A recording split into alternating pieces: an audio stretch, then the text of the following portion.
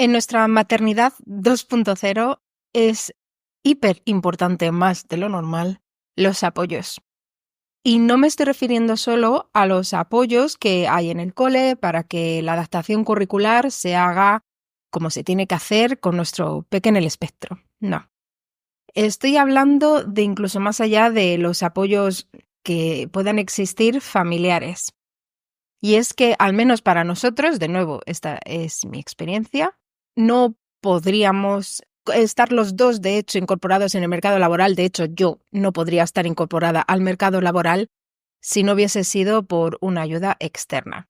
Hoy voy a contar mi experiencia de cómo terminamos por decidir que viniese una au pair a casa.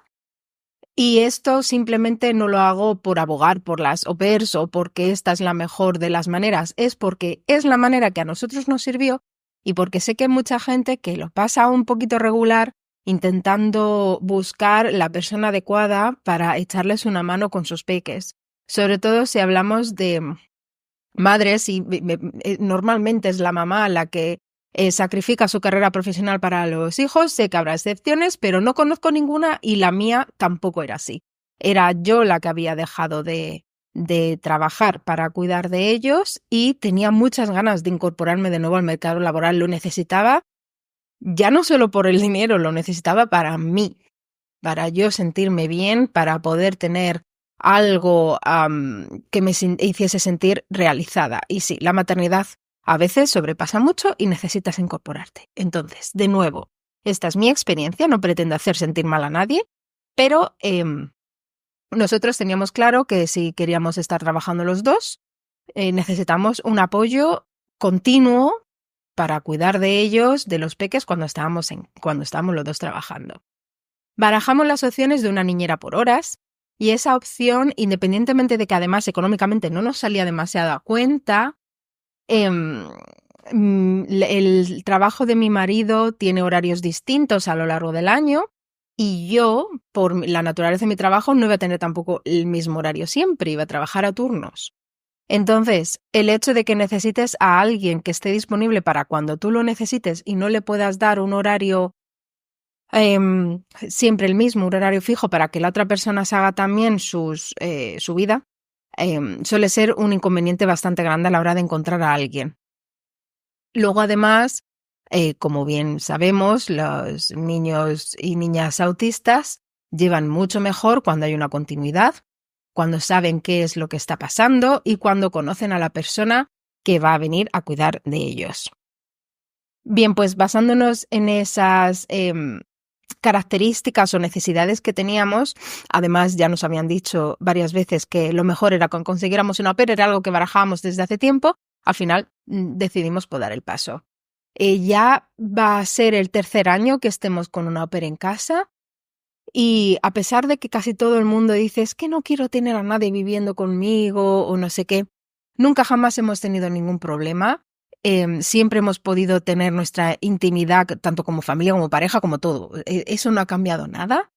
Y de hecho, si se tiene una habitación libre, yo creo que sigue siendo la mejor opción que hemos podido hacer para ellos. Primero de todo, porque esa persona se queda, de hecho se han quedado las 2 chicas que hemos tenido un año entero.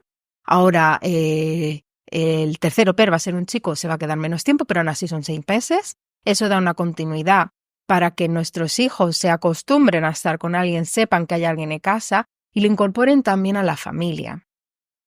Sobre todo estoy mirando por Alex, que es la que lleva los cambios un poquito más regular. Para un intercambio cultural muy bonito, porque aprenden otra manera de conocer a personas. Es además algo que le encanta, sobre todo a Miguel, a mi otro peque, preguntar sobre el país de origen de la au pair y preguntarle cositas. Y luego también creo que para la persona que viene a cuidar de ellos también es muy enriquecedor porque pasan a cuidar a 2 niños pequeños en una casa con costumbres seguramente distintas a las suyas y con una niña con necesidades especiales en el espectro que requiere ciertas adaptaciones que seguramente sean muy buenas luego para su currículum en el futuro. Entonces, ¿cómo busco o cómo hacemos el proceso para conseguir la que pensamos que sea la au pair adecuada. Esto luego también es como una entrevista de trabajo un poco bingo. Tú haces la entrevista y te puede gustar más o menos, pero luego a la hora de la verdad es cuando se ve si realmente has hecho la elección correcta o no. Bien, pues nosotros lo hacemos desde la plataforma Au Pair World, lo voy a dejar en la descripción, y es de pago cuando quieres ya comunicarte con las candidatas o con los candidatos. Solo para ver la gente que hay por ahí no hace falta pagar. Bien, yo obviamente hay una serie de ítems o lo que sea en el que ya puedes hacer una especie de criba. Hay gente que tiene ciertos requerimientos dietéticos, hay gente que a lo mejor prefiere no trabajar en familias monoparentales, y uno de esos requerimientos es está dispuesto a trabajar con niños con necesidades especiales. Entonces yo obviamente lo busco. Entonces automáticamente cualquier candidato o candidata au pair que no tenga ese requerimiento no me va a aparecer en mi listado. Y luego aún así hay que hacer entrevistas y hay que mantenerse en contacto con esa persona porque no olvidemos que suelen ser personas bastante jóvenes. Entonces hay mucha gente que a lo mejor te empieza a hablar y luego no te contesta, o que dice que sí, luego dice que no. Vas a hacer la entrevista y no se presentan a la entrevista. Luego hay mucha gente que es bastante formal y que sabe desde el principio que esto es serio y aunque esto no está tipificado como un trabajo, pero es algo muy importante para las familias. Bien, cuando hacemos la entrevista, y esto yo creo que puede valer tanto como para au pair como para niñeras, obviamente preguntamos si tiene experiencia con niños con características similares. Pero nos importa mucho la empatía que tengan, la paciencia que tengan y sobre todo que tengan imaginación y que sean creativos. Me explico.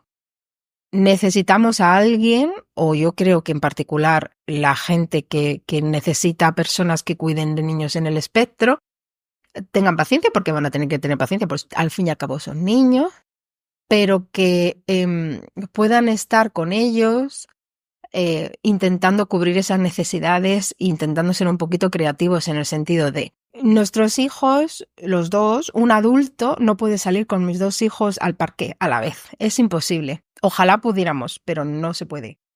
Por una simple y sencilla razón. Alex corre muchísimo en todas direcciones.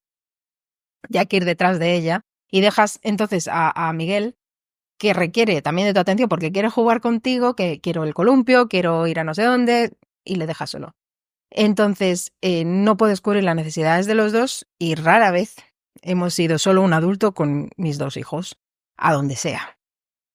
Entonces, como la au pair o el au pair va a estar con ellos sola o solo unas horas mientras papá y mamá estamos trabajando, necesito que esa persona sepa que en casa hay de todo.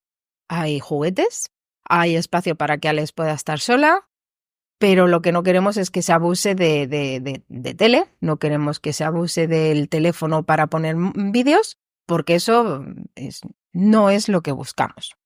Por eso necesitamos a alguien que le guste jugar con ellos, que sea creativo y pueda buscar cualquier cosita para poder jugar con ellos. Y sobre todo mantener un nivel de atención con los niños para que en cuanto salimos papá o mamá de trabajar, nos vamos con los niños. Pero a ser posible que no hayan estado embobados en la tele 3 horas. Es verdad que hay papás y mamás que no les importa eso, pero para nosotros era bastante importante. Nosotros hemos tenido experiencias buenas, las dos experiencias han sido muy buenas, pero es verdad que esta última chica ha sido una maravilla, porque además es que no paraba de inventar cualquier cosita para poder jugar con ellos y la verdad es que ha molado mucho poder compartir con ella estos meses. Ellos la adoran. Y es muy importante también, cuando viene alguien nuevo, que coincidan los dos. Nosotros coinciden tanto la que se va como el que viene, y antes también lo hicimos una semana, unos 7 días más o menos. La principal razón porque la adaptación se hace mucho mejor para todos. Los niños ya se dan cuenta que hay una cara nueva y esa cara nueva se acostumbra a estar con ellos de una manera un poco menos abrupta, que es literalmente, ¡boom!, aquí tienes 2 niños, toma, quédate con ellos, en 3 horas o 4 horas volvemos a casa. Yo trabajo desde casa. Esta es mi oficina y yo trabajo desde casa, por lo cual es mucho más sencillo en mi caso simplemente cierro el ordenador y me voy al salón y ya me quedo con los niños. Pero hay personas que obviamente trabajan fuera y necesitan su tiempo para llegar a casa y tal. Todo eso se estimula. No me voy a meter en ponerse a hablar de contratos o del dinero que se le paga a la au pair o las funciones que tiene la au pair. Todo eso lo puedes ver en las páginas web y hay mogollón de foros hablando de eso. Pero lo que quiero recalcar en el episodio de hoy, que es bastante, quiero que se quede bastante cortito y claro, es que si os decidís por esta manera de apoyaros en el apoyo de esta figura para el cuidado de vuestros hijos, yo creo que es importante que busquéis a alguien que al menos, ya no solo que ponga el tic de que está dispuesto a cuidar a personas con necesidades especiales en la página web, es que realmente le enseñéis a lo mejor con una videollamada cómo es vuestro peque. Porque he de decir que muchas veces cuando decís que tenéis un hijo autista, eso asusta mucho. Porque no se tiene una idea clara de lo que es el autismo todavía en la sociedad. Entonces les asusta y no quieren venir. Y cuesta mucho, cuesta a veces muchos meses. A mí, de hecho, este año me ha costado mucho tiempo encontrar a alguien que quisiera venir. Entonces, suelen ser unas entrevistas que tienes que enfocar, o al menos yo las enfoco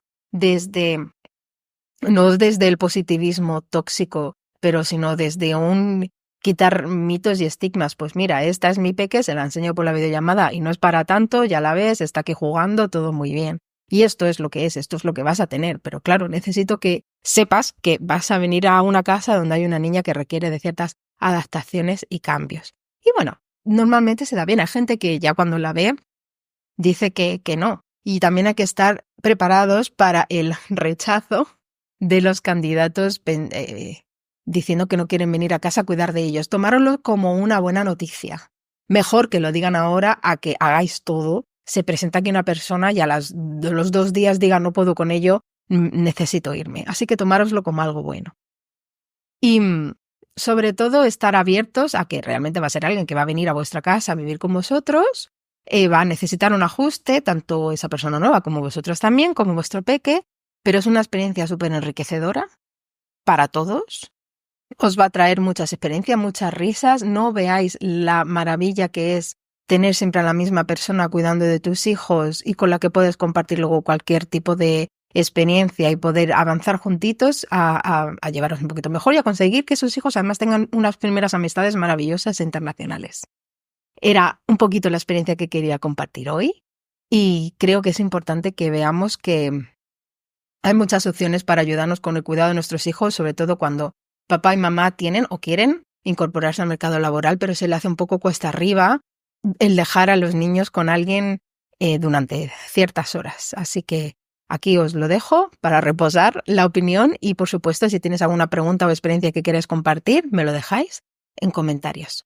Me encontráis tanto en YouTube como en Instagram, en los colores del arco iris, en Instagram con puntos entre las palabras y con 2 S al final.